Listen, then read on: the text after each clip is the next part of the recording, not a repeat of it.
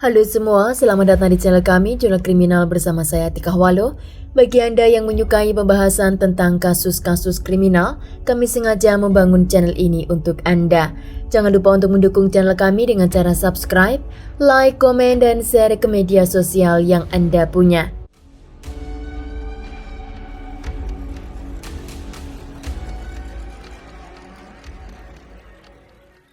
Seorang wanita di India bernama Neelam Sharma, dia berusia 45 tahun, tinggal di kota Agra 193 km dari kota Delhi. Neelam adalah istri dari seorang editor jurnalis di Daily Indian News yang bernama Vijay Sharma, dia berusia 55 tahun. Neelam adalah ibu rumah tangga yang sangat menyayangi binatang. Dia memiliki seekor burung beo yang diberi nama Ira, juga seekor anjing. Burung dan anjing Neelam sangat dekat dengan keluarga itu, bahkan burung beo memanggil Neelam dengan sebutan Mama.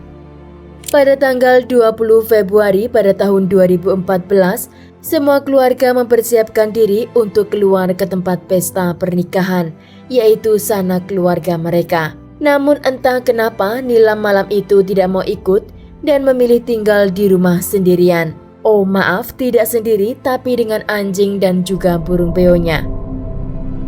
Saat suami dan anaknya pulang dari pesta, Vijay menemukan Neelam dalam kondisi bersimbah cairan merah di lantai dengan luka bacokan di sekujur tubuhnya. Vijay juga menemukan anjing di sebelah tubuh Neelam dalam kondisi tidak bernyawa. Malam itu polisi dipanggil dan segera memeriksa tempat kejadian dan menurut Vijay banyak barang-barang berharga yang raib dari rumahnya. Namun yang membuat Vijay merasa aneh, burung beo milik Neelam tidak berkutik di dalam sangkar walaupun ada orang asing yang masuk ke dalam rumahnya. Karena biasanya burung itu sangat aktif ketika ada orang asing yang masuk ke dalam rumah mereka. Polisi mengatakan jika kematian Neelam sebagai korban perampokan dan Neelam dinyatakan meninggal akibat pukulan benda tajam sebanyak 8 kali. Polisi menanyakan kepada Vijay jika dia memiliki musuh atau orang yang dia curigai dari pihak keluarga sebagai pelaku kejahatan di rumahnya. Karena menurut polisi, pintu dan jendela di rumah itu tidak mengalami kerusakan, yang dimana itu berarti korban telah membuka pintu untuk pelaku masuk ke dalam rumah. Dan yang pasti, jika korban membukakan pintu, orang tersebut adalah orang yang korban kenal. Namun Vijay tidak mencurigai seseorang dari anggota keluarganya, juga tidak memiliki musuh di luar rumah. Polisi mencurigai seorang penjual susu di dekat rumah Vijay. Namun setelah dilakukan investigasi, mereka tidak menemukan petunjuk yang mengarah ke penjual susu. Polisi terus melakukan penyelidikan dan mencari pelaku pembunuhan kepada Neelam Sharma. Namun beberapa orang yang dicurigai sebagai pelaku, polisi tidak bisa mendapatkan bukti yang valid. Selama penyelidikan, keluarga Vijay dan juga keluarga almarhum dari Neelam, mereka mengumpul di rumah Vijay untuk memberikan support. Di malam itu, burung beo milik Neelam masih tidak berkutik dan dia juga berhenti makan setelah kepergian Neelam. Kemungkinan dia sangat syok melihat apa yang terjadi pada malam itu. Vijay dan anak perempuannya berusaha mengajak ngobrol burung itu karena mereka tahu jika burungnya tidak normal setelah kejadian malam naas itu.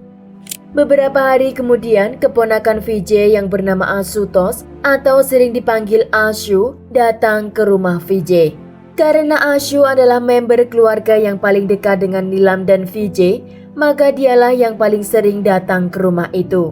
Dan saat itu Ashu masuk dari pintu depan dan tiba-tiba burung beo milik Neelam mengepakkan sayapnya sambil marah dan mengatakan, Dia yang bunuh karena burung itu tinggal di negara India pastinya pakai bahasa kucu-kucu hotah ya. Dan itulah pertama kali burung beo milik Neelam bersuara setelah kejadian naas malam itu.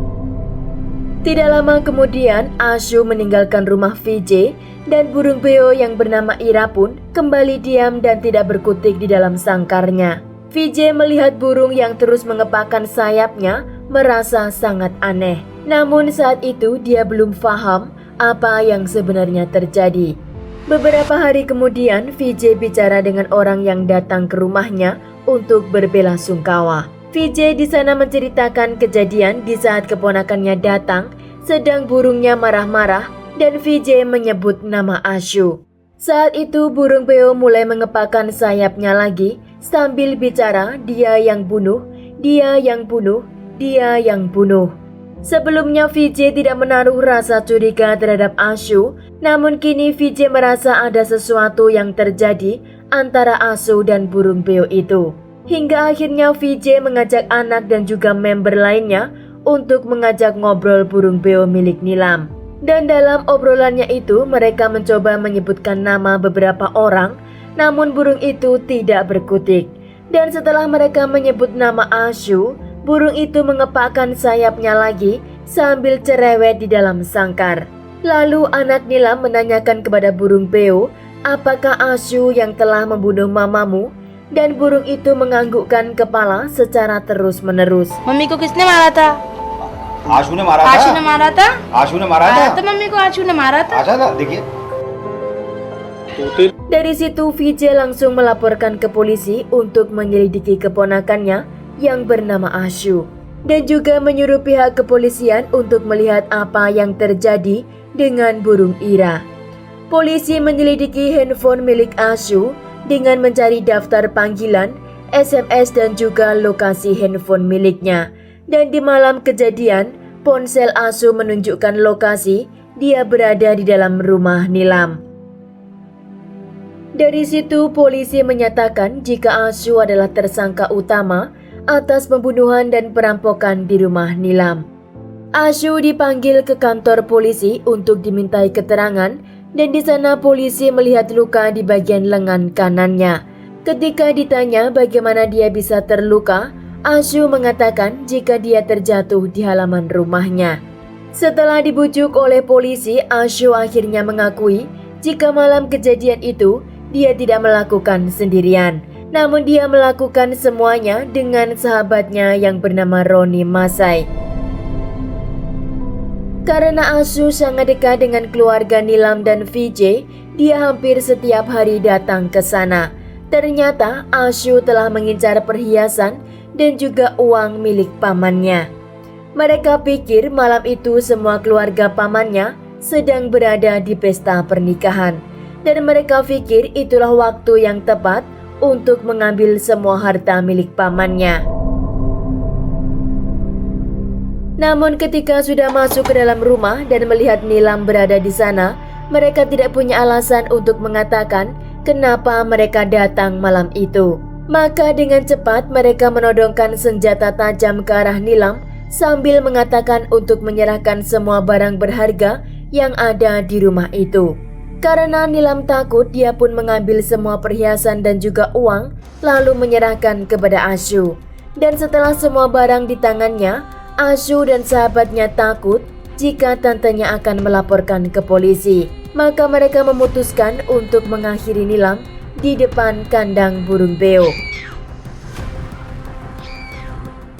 Saat mereka menghajar Nilam, tiba-tiba anjing Nilam mengamuk dan menyerang mereka untuk melindungi Nilam. Dan di sana anjing Nilam menggigit lengan Ashu, dan karena Ashu takut jika ada DNA di mulut anjing tersebut, maka dia pun menusuk anjing itu dengan belati. Dan karena gigitan anjing itu, Ashu terluka di bagian lengan.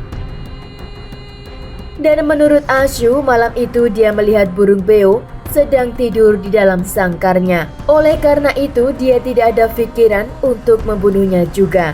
Dia pun tidak mengira jika burung beo itu akan menjadi saksi untuk kejahatan yang telah dia lakukan. Setelah pengakuannya itu, kedua pelaku langsung dipenjara. Namun saya berusaha untuk mencari informasi berapa lama hukuman yang dijatuhkan kepada kedua pelaku, tapi tidak saya dapatkan. Setelah kedua pelaku dipenjara, polisi Agra yang bernama Salabi mengatakan jika burung beo itu sangat membantu penyelidikan terhadap kematian Nilam Sarma. Karena selama penyelidikan mereka tidak menemukan petunjuk apapun. Burung beo itu terus merindukan Nilam, dan untuk mengobati rasa rindunya, anak Nilam menunjukkan foto Nilam Dan kita bisa lihat bagaimana burung itu ingin bercerita dengan pemiliknya.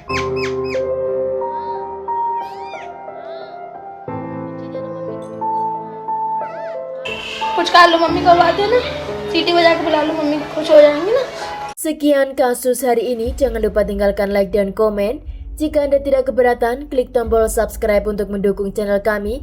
Terima kasih saya ucapkan kepada Anda para subscribers. Sekian, sampai jumpa di kasus berikutnya.